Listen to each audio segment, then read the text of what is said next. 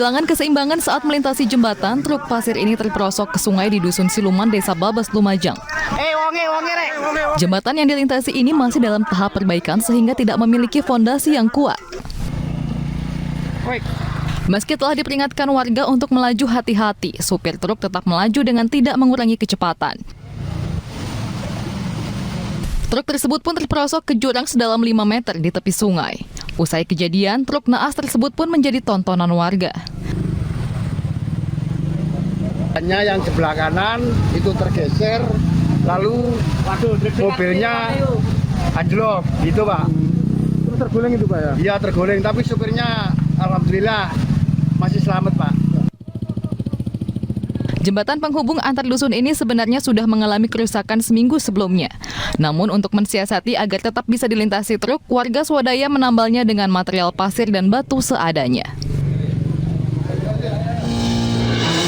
Halo, selamat malam. Apa kabar Anda? Kecelakaan truk masuk sungai tadi menjadi pembuka jumpa kita di iNews Prime.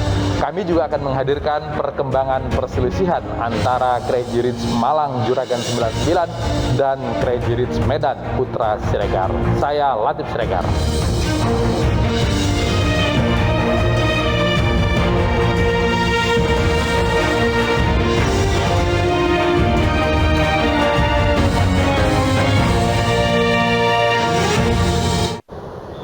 Demo mahasiswa di Kota Malang menuntut Menteri Perdagangan dicopot berlangsung ricuh. Kesal tidak bisa menemui Ketua DPRD, mahasiswa lalu membakar ban.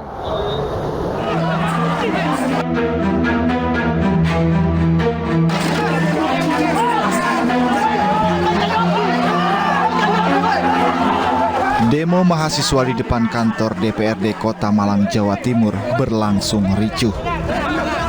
Polisi mencoba menghalau mahasiswa saat hendak membakar ban karena tidak berhasil menemui Ketua DPRD. Mahasiswa menuntut Presiden Jokowi mencopot Menteri Perdagangan karena harga minyak goreng kian naik. Kebijakan yang kemudian dibuat berulang-ulang kali, terus silih berganti, cabut dan buat, malah menyusahkan masyarakat. Harga naik, kemudian minyak menjadi mahal, sehingga di belahan Indonesia bagian timur memakan korban jiwa. Tak lama kericuhan mereda, mahasiswa kembali melanjutkan demonstrasi dengan berorasi dan membakar ban. Sementara minyak goreng curah menghilang di sejumlah pasar tradisional. Kelangkaan minyak goreng curah tersebut dikeluhkan pedagang dan pembeli, terutama menjelang bulan Ramadan.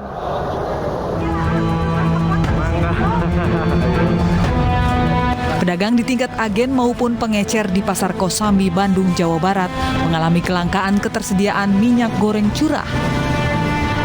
Pedagang mengaku kekosongan minyak goreng curah disebabkan pasokan atau pengiriman dari distributor tidak ada.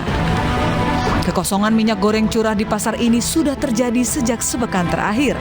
Tepatnya setelah pemerintah mencabut harga eceran tertinggi untuk minyak kemasan. Jikapun ada, harga minyak goreng sendiri mengalami kenaikan hingga Rp20.000 per liter. Adanya kelangkaan udah 1 minggu. 1 minggu kan? Udah 1 minggu nggak ya. ada. Itu minyak jenis apa yang nggak ada? Yang curah. Yang curah. Kenapa nggak adanya? Kenapa? Tahu nggak? Kelangkaannya dari pabriknya udah nggak ada gitu. Sudah 4 hari terakhir ketersediaan minyak goreng curah di sejumlah pasar Indramayu semakin langka. Salah satunya di Pasar Karangampel. Warga sejak pagi berdatangan menunggu minyak goreng curah yang kian sulit dicari di pasaran. Terutama sejak pemerintah mencabut harga eceran tertinggi minyak goreng kemasan pekan lalu. Susah juga kesana kemari nyarinya, waktu habis. Ya harusnya istirahat, ini sih nyari minyak goreng. Terus juga nunggunya lama ya Bu ya? Apa Bu harapan dari pembeli sendiri Bu? Ya normal-normal aja gitu ya, gimana lah pemerintah gitu. 4 hari kosong. Udah 4 hari kosong? Iya. Kenapa bisa kelangkaan kayak gini sih Mas? Pengirimannya terlalu lama, jauh dari Jakarta. Kelangkaan minyak goreng curah dan mahalnya minyak goreng kemasan makin meresahkan masyarakat. Terlebih di tengah mahalnya harga bahan kebutuhan pokok jelang bulan Ramadan. Pedagang dan pembeli berharap pemerintah agar turun tangan menangani kelangkaan minyak goreng curah di pasaran, serta menstabilkan kembali harga minyak goreng.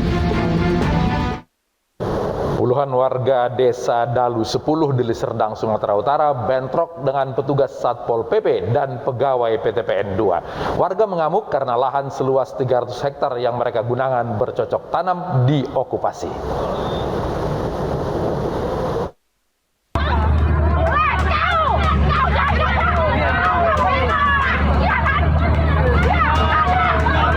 Keributan antara warga dan petugas ini terjadi saat Satpol PP dan pihak PTPN 2 melakukan okupansi oleh pihak perkebunan di Jalan Sultan Serdang, Desa Dalu 10A, Kabupaten Deli Serdang, Sumatera Utara. Puluhan warga yang didominasi kaum emak-emak ini menghadang alat berat yang memasuki pemukiman dan lahan yang ditanami oleh warga. Warga menolak tanaman mereka diklaim oleh pihak PTPN 2 dan diokupasi oleh pihak perkebunan. Saat berupaya menghentikan pembersihan lahan, seorang ibu jatuh pingsan dan segera ditolong oleh warga. Memakan gaji dari mana? Dari rakyat. Tahu nggak, Bre? Ya. Melakukan pembersihan lahan-lahan yang sama-sama kita ketahui belum ada putusan yang inkrah berkenaan dengan lahan tersebut. Belum adanya putusan pengadilan Lubuk Pakam membuat warga yang selama puluhan tahun bercocok tanam di lahan seluas 300 hektar ini melakukan perlawanan. Keributan juga terjadi saat petugas Sudin Perhubungan akan mengangkut sepeda motor seorang warga di kolong jembatan multiguna Pasar Tanah Abang, Jakarta Pusat. Warga menilai petugas bersikap arogan saat melakukan sidak. Sini, Bang. Dosa ini, Bang. Ya sama aja kita. Sama aja udah.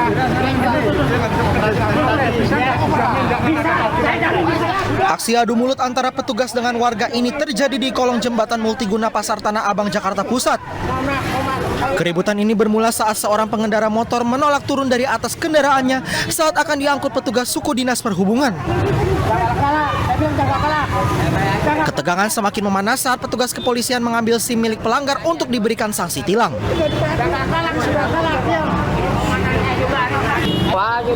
Ya, saya bilang suratnya ya. Oh, ditilang, Pak? Tilang. Kenapa ditilang? Jangan dong. Bener kan di situ? Mana sini? Di sini ada rambu nggak, Pak? Di sini. Itu aja. Jangan masalah dah. Gitu. Kami dari lahir di sini, Pak. Kita mau ke kantor ke dalam. Nah, kebetulan tadi ada di sub, saya langsung membedain. Ada salah paham sedikit lah. Kalau dikasih salah paham aja. Gagal menindak para pelanggar di kolong jembatan multiguna, petugas kemudian melanjutkan razia dengan menyisir area Pasar Tanah Abang lainnya mulai dari Blok A, Blok B hingga Blok G. Pembubaran tawuran di Makassar, Sulawesi Selatan diwarnai kejar-kejaran polisi. Tawuran pecah karena seorang wanita disandra salah satu kelompok.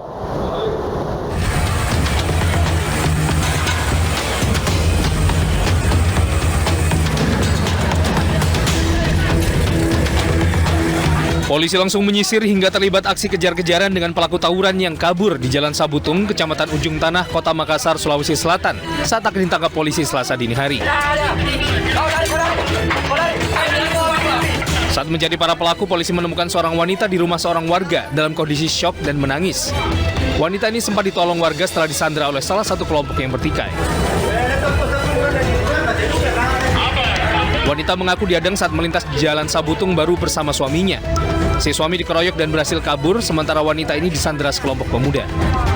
Tiba-tiba bagus serang dari sana dari sini. Antara orang mana dengan orang mana? Orang di sini jambai sama, tidak tahu ya lawannya itu orang di luar katanya, orang kan dia layang. Dia menyerang pakai apa? Ada bambu, ada parang. Tawuran terjadi karena si suami berusaha membebaskan istrinya yang disandra. Tawuran dibubarkan oleh tim Tandel Presisi dari Satmapta Polda Sulsel yang berpatroli. Itu untuk perempuan tersebut, dia sementara melintas dengan suaminya, tiba-tiba suaminya dikeroyok oleh sekelompok pemuda yang tak dikenal, sehingga sang suami memanggil teman-temannya untuk melakukan balasan. Di lokasi tawuran, polisi juga menemukan anak panah dan pelontarnya. Kawasan Jalan Sabutung kerap menjadi lokasi tawuran yang dipicu oleh masalah pribadi.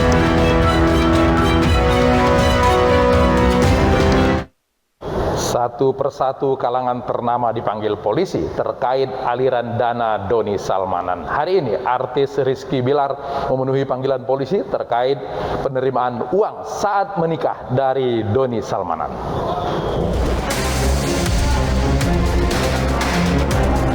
Artis Rizky Bilar memenuhi panggilan penyidik Bareskrim Polri.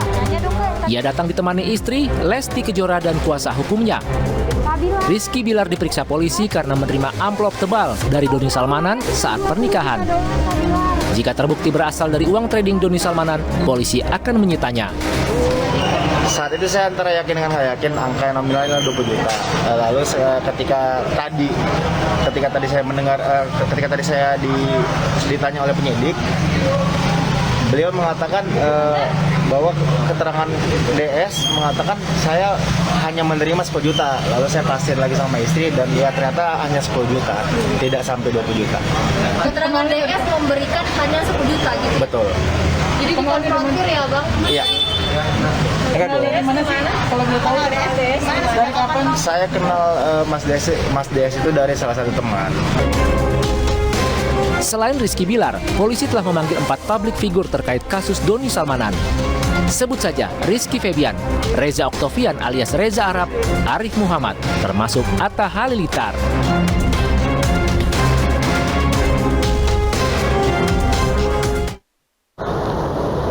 Apa yang membuat para pesohor ini mengembalikan uang yang pernah mereka terima? Kita langsung berbincang dengan praktisi hukum Boris Tampubolon. Selamat malam, Boris. Boris, selamat malam. Ya, halo Boris. Halo Bang Latif, selamat malam. Ya, selamat malam. Boris, ini para pesohor yang pernah menerima duit. Mereka lalu mengembalikan. Kira-kira fenomena hukum apa yang sedang mereka jalankan? Ya sebenarnya kalau secara hukum ya, kalau saya melihatnya, ada benarnya untuk mengembalikan uang-uang yang katakanlah dari hasil kejahatan. Tapi memang itu tidak bisa disamaratakan atau dipukul rata, Bang. Ada indikator hukumnya.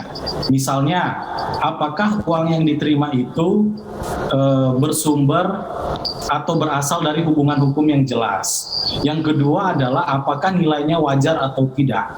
Dan yang ketiga, apakah tempusnya itu masih dalam rentang waktu tindak pidana itu atau sebelum. Oke, saya ke tempus dulu, Boris. Saya ke tempus. Sumbangan yang diterima oleh Rizky Bilar itu diberikan oleh Doni Salmanan sebelum kasus ini terjadi. Artinya secara tempus Rizky Bilar tidak terkait apa-apa dengan kasus ini. Ya, kalau secara hukum, kalau memang itu sebelum adanya dugaan tindak pidana, maka itu tidak ada kaitannya, Bang, hemat saya. Oke. Kalau dengan mens rea, niat, ada yang menjual mobil dengan harga yang tiba-tiba orang ini datang membeli dengan sangat mahal. Lalu kemudian yang Reza Arab disawer 1 miliar tanpa ada sesuatu diberikan uang begitu saja. Apakah ini bisa dipertanyakan? Ada apa sebetulnya kenapa Anda memberikan saya? Ini bisa jadi mens rea nggak? Ya, jadi mens rea itu nih secara awam ya, itu sebetulnya niat awal tahu gitu kan. Jadi kalau seseorang dari awal dia tahu, kemudian dari awal niatnya sudah jahat, artinya misalnya begini, ada orang datang kasih uang, terus dia bilang, ini saya ada uang, you simpan ya di rekeningmu, atau kita pura-pura seolah-olah jual beli atau saya kasih tapi you simpan. Itu di awal dia sudah tahu, itu di awal berarti sudah ada niat. Kalau dia terima uang itu, maka itu harus disita dan itu berasal dari sumber kejahatan, karena itu berasal dari sumber kejahatan. Nah, terkait nilai ini, Bang, harus dilihat pertama hubungan hukumnya itu. Misalnya ya, ada orang jual beli. Dia misalnya jual motor itu secara umum kita tahu harganya misalnya 20 juta. Kemudian ada orang datang, aku beli ya motor ini ya, aku beli 500 juta. Nah, orang yang menerima atau si penjual ini itu patut menduga uang itu dari hasil kejahatan karena nilainya tidak wajar. Kalau memang uang itu motor itu harganya 20 juta, dia harus menjualnya 20 juta. Tidak boleh di atas lebih itu, apalagi angkanya fantastis. Itu secara hukum harus dia patut menduga uang itu dari hasil yang tidak benar atau dari hasil kejahatan. Kalau kita lihat para pesohor yang sudah mengembalikan uang ke sana, dari indikator-indikator yang Boris sampaikan tadi itu, apakah bisa disebutkan bahwa mereka ini sama sekali tidak akan bisa terjerat hukum TPPU? Sebenarnya kalau jadi ada dua Bang ya. Pertama mens rea. Kalau dua-duanya dari awal sudah sama niatnya, tahu niat jahatnya dari awal bersekongkol, itu kena. Yang kedua, kalaupun tidak ada niat ya, tapi dengan adanya uang yang masuk tidak wajar, dia terima uang yang nilainya tidak wajar, itu dia dianggap dianggap juga patut menduga itu uang dari hasil kejahatan, dan itu salah juga. Karena kalau TPPU itu Bang, sebenarnya itu analogi atau sama dengan penadahan. Penadahan itu orang yang menerima uang ya dari hasil kejahatan yang seharusnya dia patut menduga itu tidak wajar, itu dari hasil kejahatan dan seterusnya, itu dipidana juga. Jadi memang kalau ada terima uang dari hasil-hasil yang nilainya tidak wajar, hubungan hukumnya tidak jelas, misalnya orang nggak tahu lagi diam-diam datang, nih saya kasih kamu uang sekian, jumlahnya fantastis, itu seharusnya dia patut menduga. Tidak bisa lah, saya kan cuma dikasih, saya kan cuma dikasih doang, saya nggak tahu, itu oleh hukum tidak bisa itu dijadikan alasan. Posisi yang dilakoni oleh Doni Salmanan ini adalah seorang endorser. Semakin tinggi flexing atau citra diri yang dia dapatkan, maka orang akan semakin tertarik untuk mengikuti dia. Ketika kemudian dia menyumbang seseorang sampai 1 miliar, artinya kan sebetulnya banyak orang yang merasa bahwa dia adalah orang hebat. Kalau sampai di situ, apakah tetap itu orang tersebut bisa disebut sebagai penerima pasif TPPU? Memang harus dilihat lagi konteksnya Bang ya. Kalau yang dia image-kan adalah dia sebagai orang dermawan, yang biasa bagi-bagi uang. Nah menurut saya orang yang menerima itu tidak juga serta-merta bisa dipersalahkan.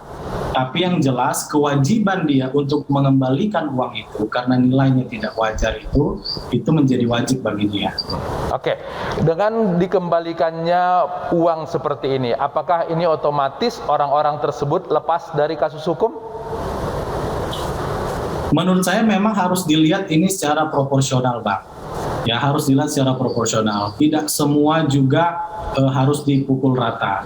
Kalau memang tidak pernah ada katakanlah niat tadi itu, artinya hanya sekedar menerima dan juga tidak ada dipergunakan lagi untuk yang lain-lain. Selama bisa dikembalikan sih harusnya kalau mengacu ke restoratif justice dan segala macam ya harusnya itu bisa dimaafkan. Oke, apa himbauan Boris kepada mereka-mereka yang pernah menerima juga pemberian dari Doni Salmanan maupun Indra Kents ini? Ya kalau dari saya sih memang saya tegasin tidak wajib dikembalikan. Tapi kalau memang ada misalnya panggilan dari pihak kepolisian, datang saja.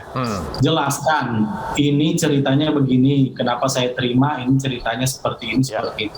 Biar nanti pihak kepolisian yang menilai. Saya juga yakin dan percaya pihak kepolisian juga tidak akan membabi buta, akan melihat ini secara adil dan proporsional. Sehingga kalau memang itu adalah hak, artinya benar misalnya ya itu dari hasil jual beli yang sah, harganya wajar, saya yakin itu akan dikembalikan sesuai dengan kewajaran dan keadilannya. Baik, Boris Tampu Bolon, terima kasih sudah berbagi di iNews Prime. Selamat malam. Petugas imigrasi mendobrak paksa apartemen yang menjadi tempat persembunyian WNA ilegal. Berikut rangkaian informasinya dalam berita pilihan.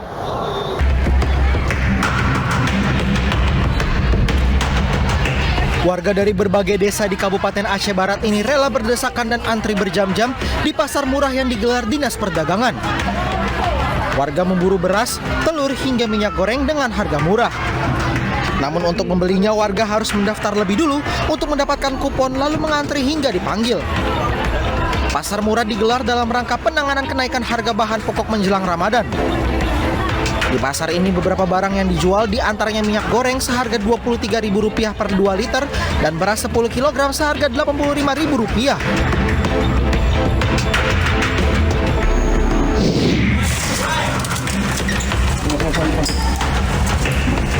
Petugas imigrasi terpaksa mendobrak pintu kamar apartemen yang dikunci 3 WNA yang tengah bersembunyi di dalam kamar apartemen kawasan Kelapa Gading, Jakarta.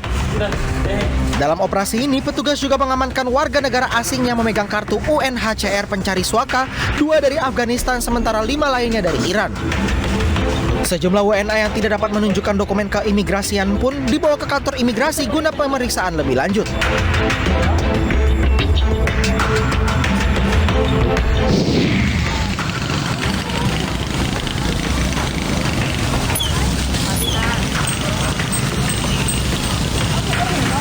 Inilah antrian minyak goreng curah yang terjadi di kawasan Terminal Lama Lebak, Banten.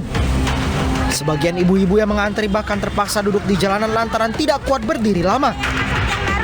Tidak lagi membawa kantong, namun warga yang mengantri membawa jerigen lantaran minyak goreng masih langka.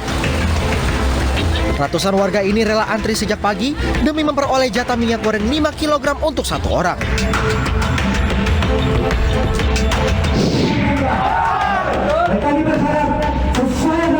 Puluhan mahasiswa ini menggeruduk dan menggelar aksi di depan kantor Dinas Pekerjaan Umum Lombok Timur.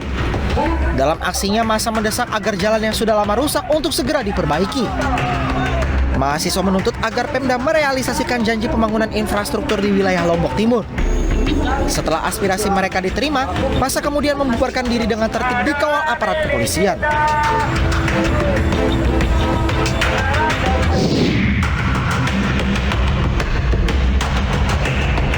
Siswa sekolah menengah pertama 2 Martapura Timur, Kalimantan Selatan ini terpaksa mengerjakan soal ujian semester di tengah kelas yang sedang kebanjiran.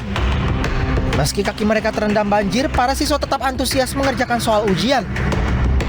Banjir kali ini dikarenakan wilayah Kabupaten Banjar beberapa hari terakhir diguyur hujan dengan intensitas tinggi. Jika ketinggian air bertambah, kepala sekolah akan memutuskan ujian digelar secara daring.